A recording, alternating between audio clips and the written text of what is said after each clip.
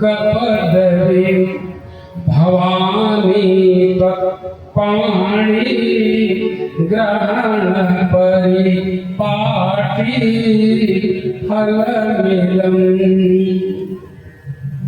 सानंद मानंद बने बसंतम आनंद कंदम हत पाप वृंदम वाराणसी मम नाथ नाथम श्री विश्वनाथम शरणं प्रपद्ये श्री विश्वनाथम शरणं प्रपद्ये लोकाभिरामं रणरंगधीरं राजीवनेत्रं रघुवंशनाथं कारुण्यरूपं करुणाकरन्तं श्रीरामचन्द्रं शरणं प्रपद्ये श्रीरामचन्द्रं शरणं प्रपद्ये। प्रेम से बोले लखन श्यामचंद्र की जय। व्यास पीठ पर विराजमान परम पूज्य आचार्य श्री महाराज, जिनके वाणी से प्रभु की अमृतमयी कथा की अविरल धारा बह रही थी, उसमें अवगाहन करने का सौभाग्य मुझे प्राप्त हुआ। साथ ही इस पावन पुनीत यज्ञ को अपने वैदिक मंत्रों के द्वारा संपन्न कराने में दक्ष परम पूज्य उप आचार्य जी महाराज सूर संगीत और साहित्य के माध्यम से बड़ी सुंदर ढंग से संगीत में मैं प्रवीण ऐसे संगीताचार्य जी, यजमान परिवार के रूप में बैठे श्री साहू जी, अकलतरा की पावन धरती से उपस्थित मेरे बहुत ही प्रिय श्री ताम्रकार भैया जी, बिलासपुर के पावन धरती से आए हुए हमारे श्री विनोद साहू जी, गांव के समस्त देवियों सज्जनों, वायु ग्राम से अभ्यागत आगंतुक समस्त श्रोता वृंद, पवित्र वसुंधरा मां की गोद में खेलने वाले नन्हे मुन्ने प्यारे बच्चों, वास्तविक में देखा जाए भगवान की कथा सुनने का सौभाग्य बहुत कम मिलता है। अतिशय पुण्य उत्पन्न होने पर ही ऐसी सौभाग्य हमको प्राप्त होता है।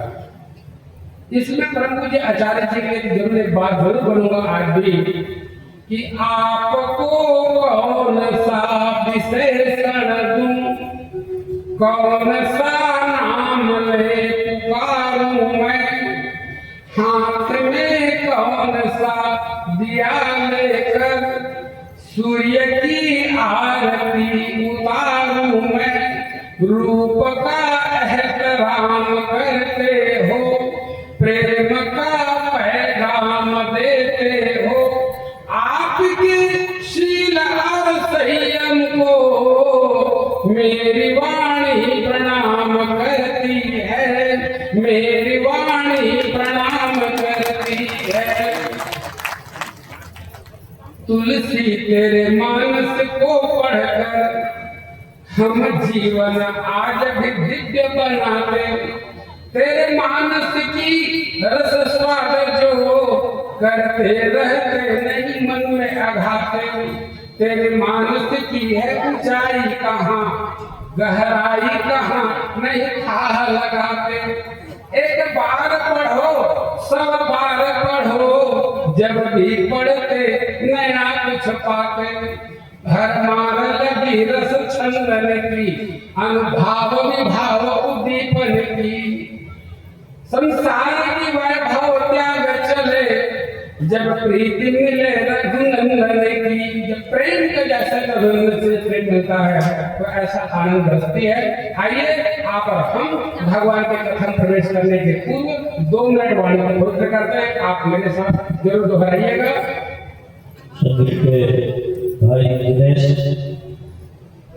आप जहाँ पर भी हैं वहाँ स्थान ग्रहण करेंगे।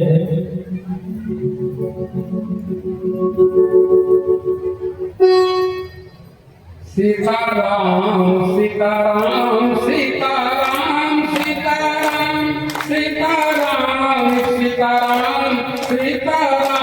सीताराम सीताराम सीताराम सीताराम सीताराम सीताराम सीताराम सीताराम सीताराम सीताराम सीताराम सीताराम सीताराम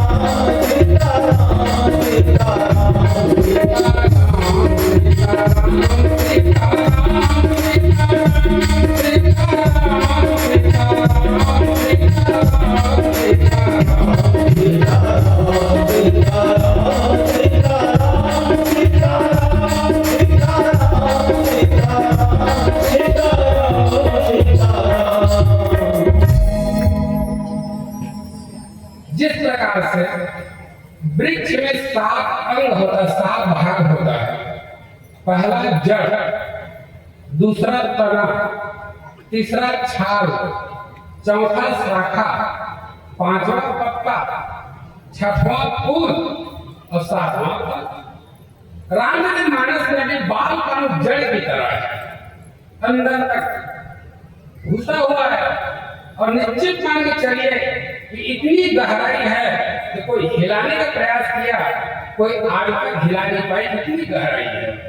बताया भी गया है, पढ़ लो लिख लो समझ लो लगा लो मन माने अर्थ, पंडित प्रवीण तुम्हें कौन कठिनाई है, किंतु इस मानस अनंत महासागर की कौन जाने कहाँ पे कितनी गहराई है। देश और विदेश के अनेक कवि कोविदों ने जिनकी पदों की गूढ़ता को तौल नहीं पाई है। जीवन मरण की मृत्यु झमेला इसे खेल मत समझिए, ये तुलसी कविताई है। ऐसा तुलसीदास जी ये बाल कांड जड़ की तरह है। अयोध्या कांड तना के समान, सभी लोग अपने अपने धर्म में तने हुए हैं। दशरथ जी अपने धर्म में, वशिष्ठ जी अपने धर्म में, राम जी अपने धर्म में, कैकेयी अपने धर्म में, प्रभु राम अपने धर्म में, माता जानकी अपने धर्म में, एक तने के भाग सब अपने धर्म में तने हुए हैं। तीसरा छाल, अरे वृक्ष से छाल को छिलका को निकाल दिया जाए तो रस प्रवाह होना बंद हो जाएगा। अभी परम पूज्य आचार्य जी के द्वारा हम लोग आप आरण्य कांड की कथा सुन रहे थे, कितनी रस कितने भाव और कितने गहराई से इनकी वाणी से कथा प्रवाहित हो रहे थे। ठीक इसी प्रकार ये जो तीसरा जो कांड है ये वृक्ष की छाल की तरह है जो रस प्रवाह करती है। चौथा जो कांड है किसकिंधा कांड, इस शाखा है अर्थात वेद की शाखा। पुराणों की शाखा, ग्रंथों की शाखा, जितने भी ज्ञान आपको हमको प्राप्त होती है, ये नाना प्रकार की ज्ञान की जो शाखा है, एक सुंदरकांड है। सुंदरकांड पत्ते के समान है। अरे वृक्ष में पत्ते यदि ना हो तो वृक्ष बांझ हो जाता है। सुंदरकांड की सुंदरता इसी में है कि पत्तों के कारण तो सुंदरकांड ये वृक्ष की पांचवा भाग पत्ते के समान है।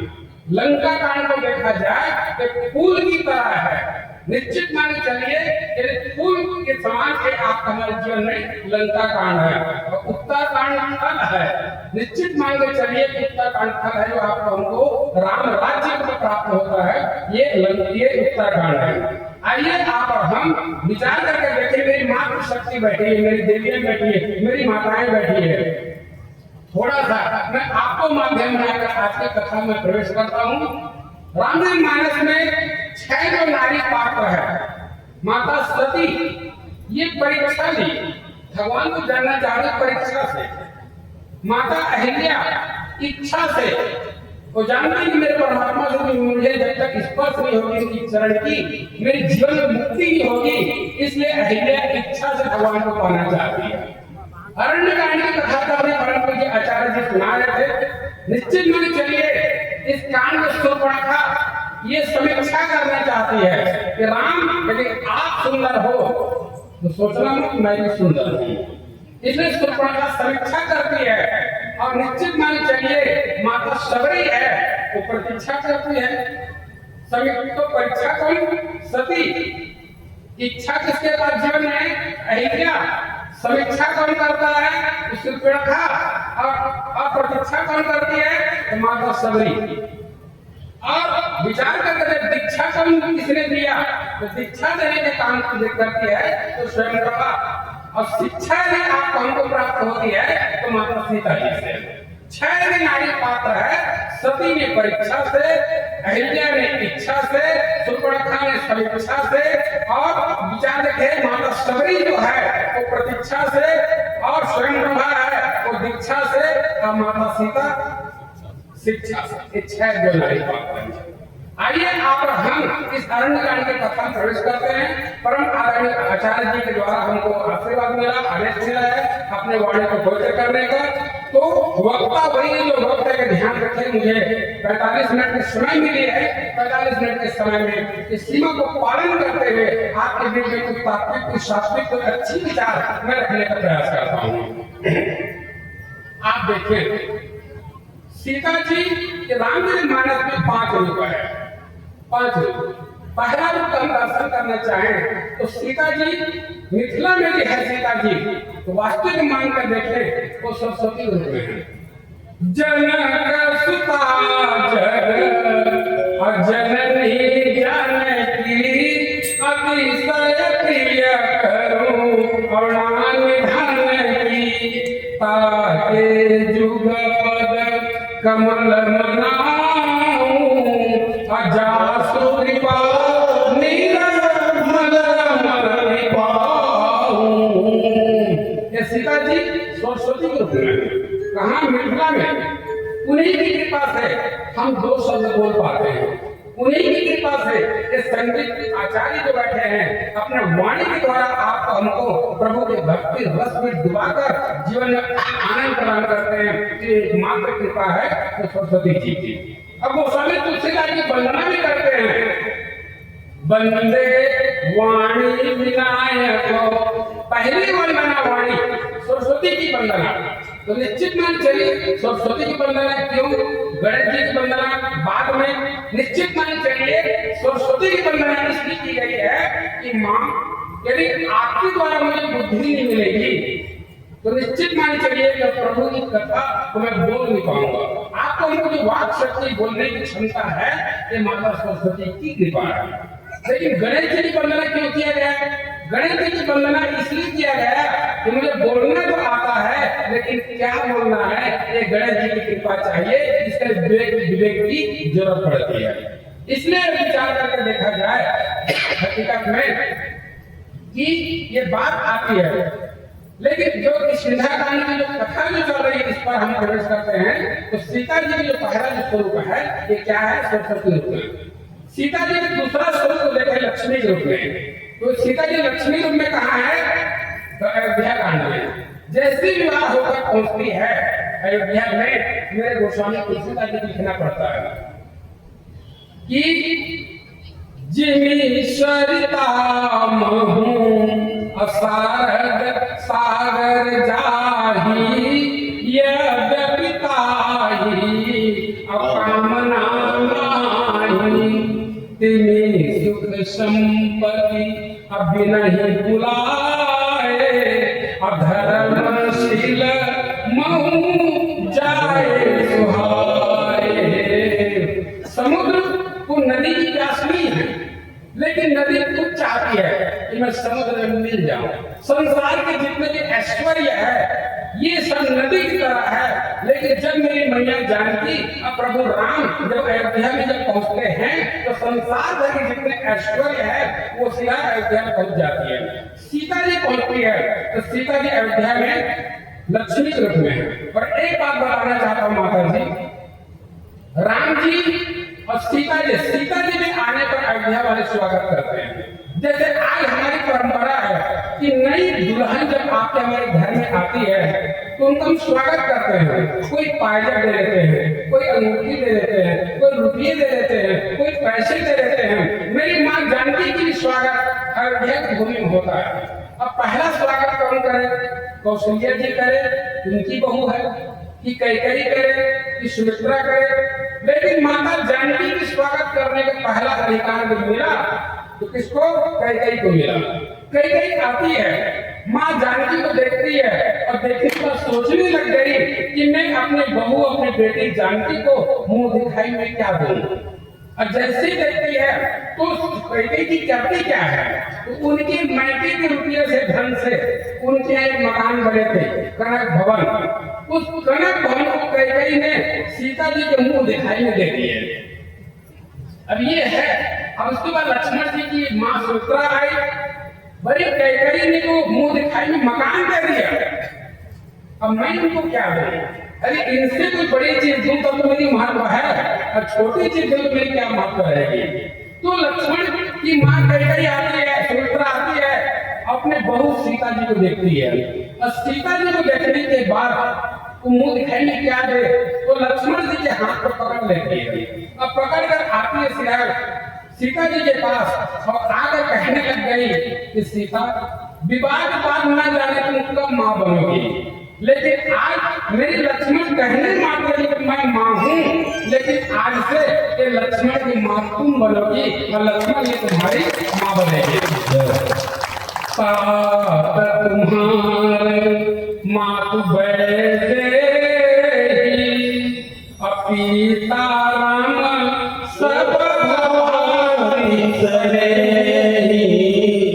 अवध जहाँ राम निवास दिवस जहाँ भानु प्रकाश।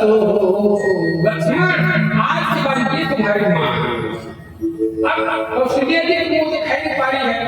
अरे कैकेयी ने तो मकान दे दिया, सुमित्रा ने तो बेटा दे दिया, अब मेरी बहू है, मैं इनको क्या दूं? और एक बार जरूर देखना कि बेटी विवाह होकर बहू बनकर जब ससुराल आती है, 5 साल 10 साल जिंदगी के गुजर जाती है, लेकिन उस बहू को अधिकार नहीं मिलता। माँ कौशल्या कहती है कि बेटा इसने कैकेयी तुमको मकान दिया है, सुमित्रा ने तुमको अपना पुत्र दे दिया, बेटा दे दिया, मैं तुम्हारी सास हूँ सीता, आज मैं तुमको अधिकार देती हूँ। जो तुमको सास सब कुछ दे सकती है, अपना अधिकार नहीं देती। लेकिन धन्य वो माँ कि अपने बहू को क्या देती है? अधिकार देती है।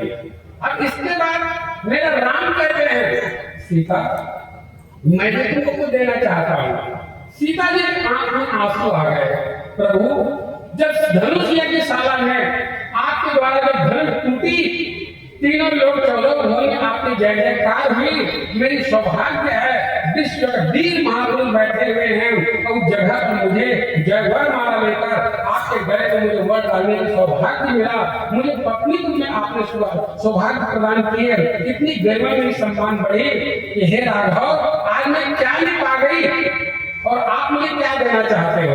और ये इतना उत्तम बात मैं व्याकरण से या आदेश से बोल रहा हूँ, यदि मेरी इस शब्दावली को विचार होगी आप अपने जीवन में आत्मसात करें, मेरी माता, मेरे पूजनी, मेरे आदरणीय, मेरे सज्जन वृंद, तो रामचरितमानस गारंटी देता है आपका वैवाहिक जीवन 90 साल तक जिएंगे, तब तक दाम्पत्य जीवन में कभी लड़ाई नहीं होगी, कभी तलाक नहीं होगा, और कभी आपका वैवाहिक जीवन कभी बिगड़ेगा नहीं। जो महत्वपूर्ण बात अभ्यास में से आपके बीच में मैं रखने का प्रयास करता हूँ। भगवान राम कहते हैं कि जानकी आज मैं तुमको वो देना चाहता हूँ। जानकी के नेत्र में आंसू आ जाती है, वो आंसू आकर कहने लगती, प्रभु आप मुझे क्या देना चाहते हैं। राम कहते हैं जानकी मेरे पिताजी की 3 पत्नी है, लेकिन आज ये राम आपको वचन देता है कि मेरी आज के बाद मेरी पत्नी के लिए नाता होगा तो केवल मेरी जानकी से होगा, और संसार भर के हर नारी मेरी माँ कौशल्या को मानेगी। ये मेरा राम मेरी जानकी को वचन देते हैं। जानकी रो पड़ती है और प्रभु के चरण को पकड़ के कहती है कि प्रभु आज आपकी सीता आपको भी वचन देती है। बोले क्या वचन। बोले कि प्रभु आज के बाद, परंतु जो आचार्य जी अपने कथा में बता रहे पहले उत्तम के असमन माही सपने उखान पुरुष जगनाही। ये बता रहे परंतु जी आचार्य जी, तो सीता भी कहती है कि प्रभु मैं सपने में भी पराये पुरुष की सपना नहीं देखूंगी, मेरे राम के अपने संसार में किसी पुरुष को मैं नजर उठा नहीं देखूंगी। ये सीता जी अपने स्वामी राम को वचन दे रही है। विवाह की पहली रात यदि पत्नी पति को ये वचन दे दे और पति ये वाला वचन अपनी पत्नी दे दे, गारंटी है जीवन भर के तलाक नहीं होगी, तो आपको दाम्पत्य जीवन का ग्रहण नहीं लगेगा। ये रामचरितमानस आपको अधिकार देता है। और एक बात जरूर मान के चले, अब राम जी ने तो प्रतिज्ञा कर दिया है कि सीता मेरी आपके स्वयं कोई नहीं, लेकिन राम के इस वचन की परीक्षा भी होना चाहिए। राम ने बोल दिया कि मैं एक पतिव्रत का पालन करूंगा, तो राम की पतिव्रत की दो परीक्षा कौन लिया रामचरितमानस में, तो उनके पतिव्रत की परीक्षा लेने के लिए लंका के सुंदरी आती शूर्पणखा, अरण्यकांड की कथा चल रही है, और आप विचार करके देखें शूर्पणखा आती है और आने के बाद राम जी से कहने लग गई रुचिरा रूप धरी प्रभु पही आई बोली वचन बहुत मुस्काई। शूर्पणखा आती है, हृदय में सुंदर नहीं है, लेकिन डुबली की सुंदर बनकर आती है। और आने के बाद राम जी को कहने लग गए राम तुम सम पुरुष नमो समनारी, यह संजोग विधि रचा विचारी। शूर्पणखा आती है और मुस्कुराने लग गई।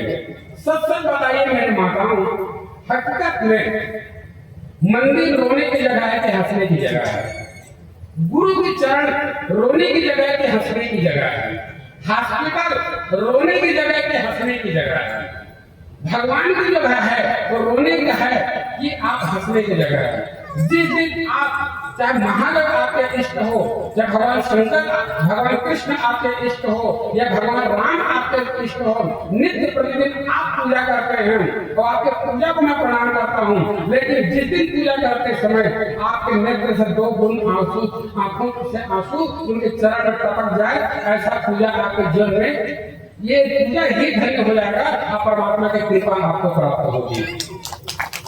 ऐसे पूजा होना चाहिए।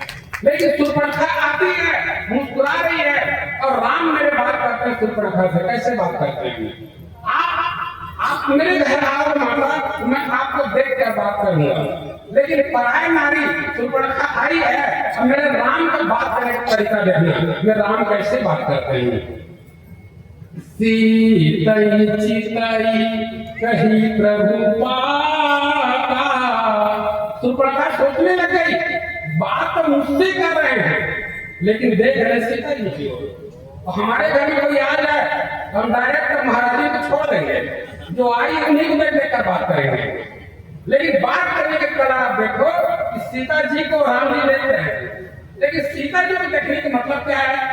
भगवान ये कहना चाहते शूर्पणखा, तुम मुझे पति रूप में पाना चाहते हो, चाहे जगत पति रूप में पाना चाहते हो, मैं स्वीकार करता हूँ। जो कुछ मुझे पाना चाहता हूँ तो मैं उपलब्ध होना चाहता हूँ, लेकिन मुझे पाने का एक उपाय है। बोले कौन सा उपाय? मानो भगवान बता रहे शूर्पणखा को, तुम सीता के माध्यम से मुझे पा सकते हो। और सीता माने होता भक्ति। यदि संसार में कोई व्यक्ति मुझे पाना चाहता है तो भक्ति द्वारा मुझे पा सकता है। और कोई भक्ति की उपेक्षा कर दे, भक्ति का त्याग कर दे, भक्ति के निरादर कर दे और भगवान को पाना चाहे, ऐसे लोगों को नाम करता है, ऐसे लोगों का काम करता है। जिनके जीवन भक्ति को उपेक्षा कर दे और भगवान को पाना चाहे, ऐसे लोगों को नाम करते हैं। ये बात है। और एक बार जब देखें, भगवान राम इस प्रसंग पर सीता जी को वचन दिया है कि मैं एक पत्नी व्रत का पालन करूंगा। इस वचन का पालन भगवान राम करते हैं। अपने इस व्रत में, इस प्रतिज्ञा में 100% भगवान राम पास हो जाते हैं। इसीलिए बनाए प्रेम की माला कभी बिखरने ना पाए, नशा अहिंसा का चढ़कर कभी उतरने ना पाए। जिंदगी में जियो भी इस तरह से जियो कि आपके पांव के नीचे से चींटी तक मर न पाए। खुद जियो, तितली के पर तक की हिफाजत किया करो। निहत्थे लोग भी जंगल में विश्राम पाते हैं, गाय बैलों के घर में शेर काम किया करते हैं। करिश्मा है मेरे राघव के होने का, इसलिए मोर सांपों को झुककर प्रणाम किया करता है। ये प्रेम की परिभाषा है। इसलिए जरूरी इस बात की है हकीकत में। अब सीता जी की परीक्षा कौन लेती है? तो रावण लेता है। रावण क्या बोलता है? एक बार बिलो की ममा ओरा, ए सुंदरी तुम एक बार मुझे देख लो। लंका नरेश रावण जिनके वश में पूरा राहुल के नवग्रह है, जो समस्त देवताओं को बंदी खाने में रख दिया है, जिनकी द्रोही करने के लिए भगवान ब्रह्मा को आना पड़ता है। कैलाश से उनके गुरु महाराज भगवान भूत भवन नहीं शंकर जी वहां नित्य प्रतिदिन रुद्राभिषेक कराने आया करते हैं। सारे संसार को वश में करने वाला लंकाधीश रावण मेरी मां जानकी की एक नजर पाने के लिए तरस रहा है, लेकिन सीता जी नजर उठा के देखती तक नहीं है। अर्थात मेरे राम को वचन दी है कि सपने हम आन पुरुष जग नहीं, इस व्रत का पालन मेरी मां कर रही है। इस प्रकार और अरण्यकांड की इस कथा से आप देखें कि सीता जी के हरण क्यों हो जाती है। मेरी मां जानकी अपने चरित्र द्वारा संसार भर के नारी को एक शिक्षा देती है। और मेरी मां जानकी से 5 भूल हुई इस कांड में। कितनी भूल? गलती नहीं, आदि शक्ति जगदम्बा है, उनके चरणों को मैं दंडवत प्रणाम करता हूँ, रोते हुए उनके चरण में लेट जाऊंगा, उनमें मैं कमी देखने का प्रयास नहीं कर सकता। लेकिन अपने चरित्र द्वारा संसार के नारी को एक उदाहरण देती है कि 5 भूल मैं की हूँ, वैसे तुम भूल करोगे। जिस प्रकार की मैं रोई हूँ वैसे आपको भी रोना पड़ेगा। पहला भूल देखे माता जानकी जी की, यही मृग करती सुंदर छावा। सीता जी बोल रही है प्रभु ये मृग है, इनका छाल बड़े सुंदर है प्रभु। अब भला बताइए राम जी सुंदर है कि मृग सुंदर है? राम जो सुंदर संसार में कुछ कोई नहीं है।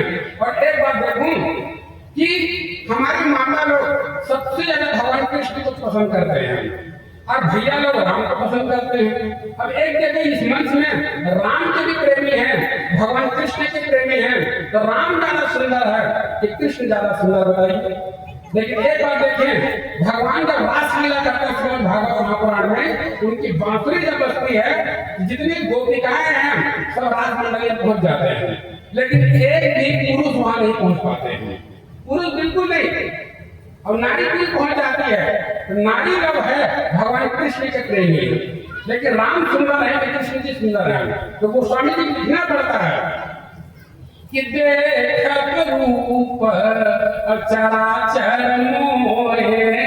अच्छा राम बालक राम सुंदर है कि दुल्हा राम सुंदर है कि चित्रकूट में मुनि महात्माओं के घिरे हुए वो राम सुंदर है कि प्रवसनगिरी पर्वत में अपने भाई को कथा सुनाने वाला राम सुंदर है कि लंका के श्वेतगिरी पर्वत में बैठा है वो राम सुंदर है कि दंडकारण्य में घूम रहे राम सुंदर है। कौन सा राम सुंदर है? सबसे ज्यादा तो वो स्वामी तुलसीदास जी बताते हैं कि अरण्य कांड वाला राम सबसे ज्यादा सुंदर है। बोले क्यों सुंदर है? अरे बालक राम सुंदर है तो माँ बाप के लिए, हर माँ बाप के लिए उनका बालक सुंदर ही लगता है।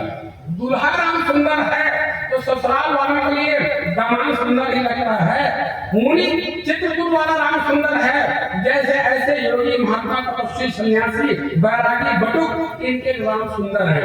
लेकिन जिनके हृदय में जहर भरा हुआ है और जिनका हृदय पाषाण हो गया है, रोज किसी गैया काट रहे हैं, किसी ब्राह्मण को काट रहे हैं, कोई यज्ञ विध्वंस कर रहे हैं, अनाचार अत्याचार पापाचार कर रहे हैं, क्या ऐसे व्यक्ति के हृदय भी राम की सुंदरता को देखकर पिघल सकता है क्या?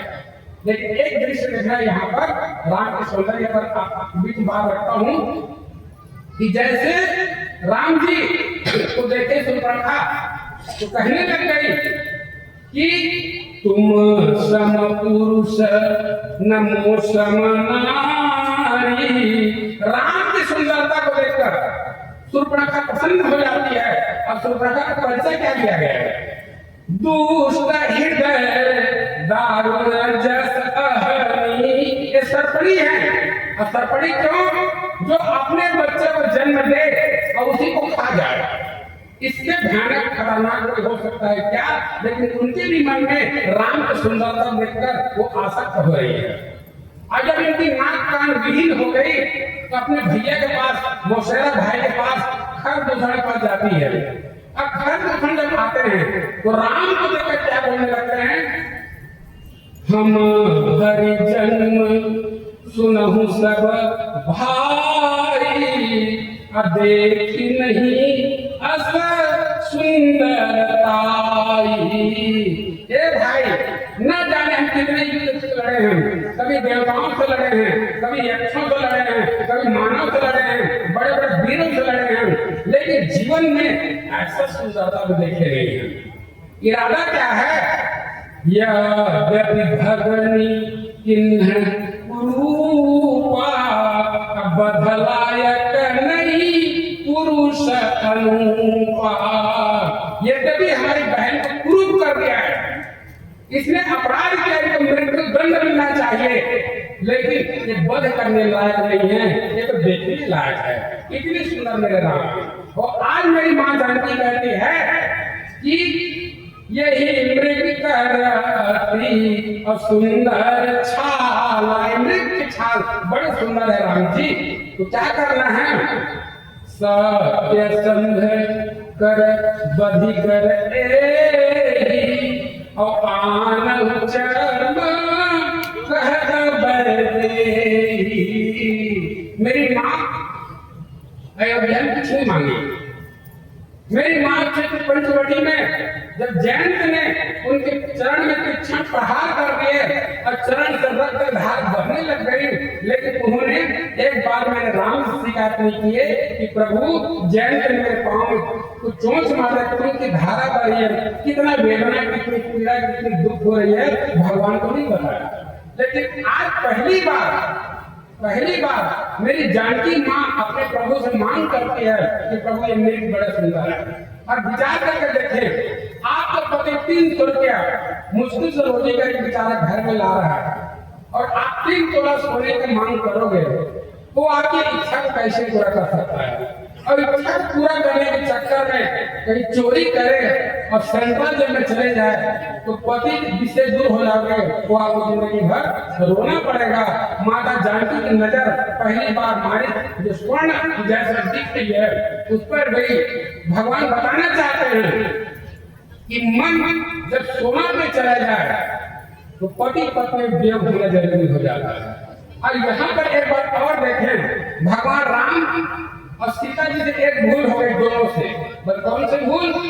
पहली बार भगवान राम अपने अंग और संग में रहने वाले अपने भैया लक्ष्मण से एक बात छिपा लिया। जीवन में चाहे जो भी हो, भाई से बात नहीं छिपाना चाहिए, लेकिन प्रभु राम ने अपने भाई से एक बात छिपा लिया। कौन सी बात? कि सोचने लग गए कि लक्ष्मण हूँ यह अमर मन जाना, जो कछि चरित रचा भगवान छिपा लिया। परिणाम जब लक्ष्मण को सच्चाई भगवान ने नहीं बताया तो भगवान को भी रोना पड़ा और माता जानकी को भी रोना पड़ा। तो माता जानकी से पहला बोल के आया कि मृत्यु पर नजर जाना तो आपके जीवन में कितना भी आकर्षण, कितना भी प्रलोभन आपको दिखाने का प्रयास करें, लेकिन अपने पति से नजर न हटाना, नहीं तो जीवन में सीता जी की जो दुर्घटना घटी वो आप हमारे जीवन में घटना घट सकता है। ये पहला भूल। दूसरा भूल, मेरे राम जी को चरम मृग लाने के लिए बोल रहे हैं। इतनी ओछी जो काम मेरे राम जी को मां जानकी बता रही है, इनका चर्म लेकर आइए प्रभु, ये सीता जी बोले। दूसरी भूल। तीसरा भूल करती माता जानकी। 3 पॉइंट और रखने के बाद मैं अपने वाणी को विराम करूंगा। क्यों? क्योंकि व्यासपीठ की मर्यादा है कि परम पूज्य आचार्य जी के द्वारा आपको उनको कथा सुनने में ज्यादा आनंद आएगा। मैं तो मां पर महाराज जी के दर्शन करने और आप लोगों के बीच में उपस्थित होने का मुझे सौभाग्य मिला है। जैसे मारीच के ऊपर भगवान राम ने बाण का संधान किया और मारीच अपना प्राण त्यागने के समय राम का नाम उच्चारण नहीं किया। पहले नाम किसका लिया? लक्ष्मण जी का। और मारीच मारने में पहले लक्ष्मण जी के नाम लिया और बाद में राम जी के नाम लिए। तो पहले राम जी के नाम क्यों नहीं लिए? पहले लक्ष्मण जी के नाम क्यों लिए? तो लक्ष्मण जी है आचार्य, लक्ष्मण जी है गुरु, तो पहले गुरु नाम जरूरी है। जब तक गुरु का नाम नहीं लोगे, गुरु मंत्र नहीं जपोगे, तब तक परमात्मा मोक्ष और मुक्ति नहीं देते हैं। आज आपको हमको जो कुछ मिला है तो केवल गुरु द्वारा मिला है। इसलिए मारीच ने अपने गुरु का नाम लेते हैं, लक्ष्मण जी के नाम लेते हैं, और लक्ष्मण जी के नाम लेने के बाद पाछे राम जी के नाम लेते हैं। और जब नाम लेते हैं तो आवाज माता जानकी तक पहुंचती है। अब माता जानकी तक पहुंचती तो माता जानकी क्या कहती है लक्ष्मण जी को? लक्ष्मण, एक बात है, जाहु बेगी संकट अति भ्राता। लक्ष्मण, तुम्हारे भैया के जीवन में बहुत बड़े संकट आ गया है, तुम जाओ उनकी रक्षा करने के लिए। और एक बात बताइए, सच में गरुड़ संकट में है और घर के मच्छर को कहा जाए तो जाइए भैया उनका हेल्प करिए, मदद करिए, तो हो सकता है क्या? कीचड़ में हाथी फंस गया है और चींटी को बोला जाए भैया जान निकालना है यार, क्या चींटी निकाल सकता हाथी को फंसा हुआ है? बताइए, नहीं निकाल सकता। लक्ष्मण जी बोलते मैं हूँ जीवात्मा, राम है परमात्मा, सपने में भी मेरे परमात्मा के ऊपर संकट नहीं आ सकता। माँ, लक्ष्मण को विश्वास राम भक्ति के चरण की सेवा करें। लेकिन माता जानकी को रही है। अब माता जानकी ब्रह्मास्त्र निकालती है। कौन से ब्रह्मास्त्र? कि मरण बचन सीता जब बोला, हरि प्रेरित लक्ष्मण मन डोला। यहाँ पर लक्ष्मण जी के मन को डोलाने के लिए मेरा राम जी का मन का अकेला डोला नहीं पाते, मेरी माँ जानकी अकेली लक्ष्मण जी की भक्ति और निष्ठा को डोला नहीं पाते। ऐसा भक्ति मेरे लक्ष्मण जी की। और आज राम और सीता दोनों एक हो गए, क्योंकि लक्ष्मण जी जब हटेगा नहीं तो आगे की लीला हमारा पूर्ण होने वाला नहीं। लक्ष्मण हटना जरूरी है। अब लक्ष्मण जी को जाना है। अब एक बात बताइए मेरी माँ, एक तरफ पिताजी की आज्ञा है, दूसरे तरफ माँ की आज्ञा है। बेटा को पिता की आज्ञा का पालन करना चाहिए कि माँ की आज्ञा का पालन करना चाहिए? निश्चित मान चलिए कि पिता से 10 गुना बड़े माँ होती है, अब माँ से 100 गुना बड़ी सौतेली माँ होती है। इसलिए लक्ष्मण ने विचार किया कि माँ जानकी की आज्ञा का पालन करती है, और पालन करते हुए उसने सीधा क्या किया? एक लक्ष्मण रेखा खींच दी। तो सीता जी से पहला भूल क्या हुआ? मारीच पर नजर गया, पहला भूल। दूसरा भूल, उनसे मृत लाने के लिए कहती है। तीसरा भूल क्या हुआ? भगवान के बल के ऊपर संदेह की। और चौथा भूल क्या हुआ? महान महात्मा संत 24 घंटा लक्ष्मण चरण, राम के चरण के सेवक लक्ष्मण के चरित्र पर उसने आरोप लगाया, ये चौथा भूल। और पांचवा, असली संत लक्ष्मण को दूर कर दिए और नकली महात्मा रावण आने वाला है, उनको उनकी लिए निकल जाती है, लक्ष्मण रेखा पार कर देती है। और विचार करके देखें, सीता जी धर्म संकट में है। कौन सा धर्म संकट? यदि मैं लक्ष्मण रेखा पार करती हूँ तो मेरा जीवन संकट में आ जाएगा। और लक्ष्मण रेखा भी पार नहीं करती हूँ तो यदि सन्यासी के रूप में इस कुटिया के आश्रम में एक यदि आया, सन्यासी आया है, एक साधु आया है, यदि उनको भिक्षा नहीं दे पाती हूँ तो सूर्यवंश कुल की मैं बहू हूँ और मेरा जो सूर्यवंश कुल है वो कलंकित हो जाएगा। सीता जी विचार करने लग गए, चाहे मेरे जीवन में जितना बड़ा संकट आ जाए लेकिन मैं लक्ष्मण रेखा पार करूंगी और अपने परिवार की मर्यादा की रक्षा करूंगी। ये सीता जी ने ये धर्म कहा, एक तो लक्ष्मण रेखा और दूसरे परिवार की कलंक को बचाना है। सीता जी लक्ष्मण रेखा पार करती है। अब पार जब करती है तो रावण जो है उनको पकड़ते हैं और सीता जी को ले जाते हैं। निश्चित मान के चलिए कि सीता जी का हरण कब हुआ? लक्ष्मण जी, सीता जी है कौन? तो सीता जी के दो परिचय। चित्रकूट में उनका परिचय क्या है? सानुज सिय समेत प्रभु राजत परन कुटीर भगत ज्ञान वैराग्य जनु सोहत धरे शरीर। जब सामने में आगे राम हो, पीछे लक्ष्मण हो और बीच में सीता हो तो समझ जाना ज्ञान और वैराग्य के बीच में जब सीता रहती है तो भक्ति कहलाती है। सामने आपके जीवन में ज्ञान सामने हो और पीछे त्याग हो। ज्ञान माने जानना, ईश्वर को जानना, परमात्मा को जानना। अब वैराग्य माने जो छोड़ने लायक है उनको छोड़ देना। अब भक्ति माने जिनको अपनाना चाहिए उनको स्वीकार कर लेना। तो सीता के आगे राम हो, सीता के पीछे लक्ष्मण है, अर्थात ज्ञान सामने है, वैराग्य पीछे है और ज्ञान और वैराग्य के बीच में है तो सीता जी क्या कहलाती है? भक्ति कहलाती है। और जब ज्ञान और वैराग्य सीता से दूर हो जाती है तो क्या बन जाती है? माया बन जाती है। माया अर्थात ज्ञान भी नहीं है और वैराग्य भी नहीं है तो माया कहलाती है। सीता जी वहां चली जाती है और निश्चित है कि आगे की कथा परम जी महाराज जी सुनाएंगे। और हमारे इस कथा में आज हनुमान जी की चरित्र आने वाला है। 2 मिनट और बोलता हूँ तो वहां विराम करता हूँ मैं कि हनुमान जी की देखा जाए पंचमुखी हनुमान आपने सुना नहीं? तो हनुमान जी का पहला मुख क्या है? 12 मुख। दूसरा मुख वराह मुख। तीसरा मुख कौन सा है? नरसिंह मुख। चौथा कौन सा मुख है? गरुड़ मुख। और 5वां है ग्रीव मुख। ये हनुमान जी के 5 मुख है। तो 12 मुख से हनुमान जी क्या काम करते हैं? सेवा करते हैं। वराह मुख से हनुमान जी क्या करते हैं? जीवन में शुद्धता लाते हैं, पवित्रता लाते हैं, मलिनता को दूर करते हैं, गंदगी को दूर करते हैं और धर्म की स्थापना करते हैं। ये वराह मुख है। नरसिंह मुख का मतलब दुष्टों का दमन करते हैं। जिस प्रकार नरसिंह भगवान जब आते हैं तो हिरण्यकश्यप क्या बोलता है? न मैं दिन में मरूं न रात में, न सुबह मरूं न शाम, न अस्त्र से न शस्त्र से। हिरण्यकश्यप माने होता है अभिमान। अभिमान न दिन में मरता है न रात में, न सुबह मरता है न शाम को, न पशु में मरता है न आदमी से। ये मरता कब है? भगवान की गोदी में आता है तब मरता है। तो हिरण्यकश्यप के रूप में भगवान हनुमान जी क्या करते हैं? दुष्टों का संहार करते हैं।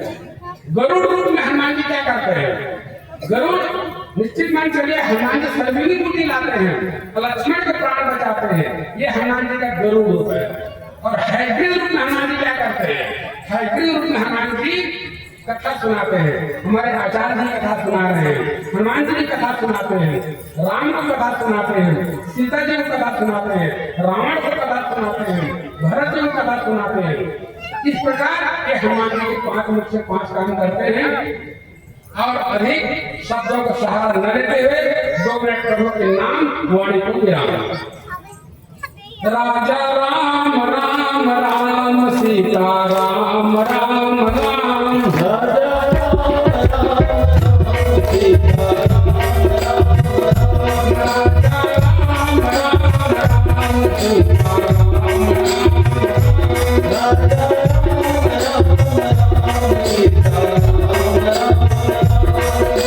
राजा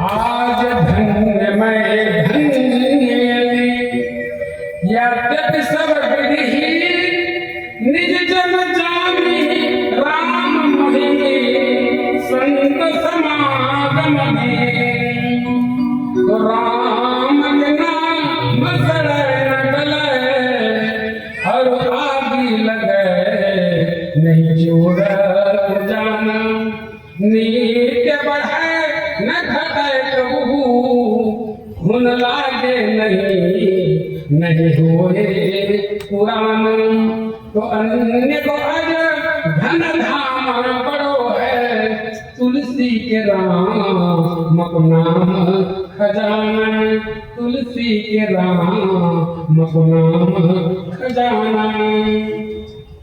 इसलिए गैरों के भी होकर देखो पाओगे कुछ होकर देखो अपनी स्व यात्रा में कभी तो शामिल होकर देखो भीतर बहती चेतना ऊर्जा सोकर देखो जाकर देखो एक दाने का जादू कैसा बस मिट्टी में बोकर देखो झुकी कमर फिर सीधी होगी कुछ गम अपने धोकर देखो गैरों को भी होकर देखो पाओगे कुछ तो कर देखो। और अधिक शब्द मिलते पुराण मुझे आचार्य जी को नमन प्रणाम आप सबके हृदय में विराजमान मेरे राघवेंद्र सरकार को दंडवत प्रणाम करते हुए मैं अपने वाणी को विराम करता हूँ।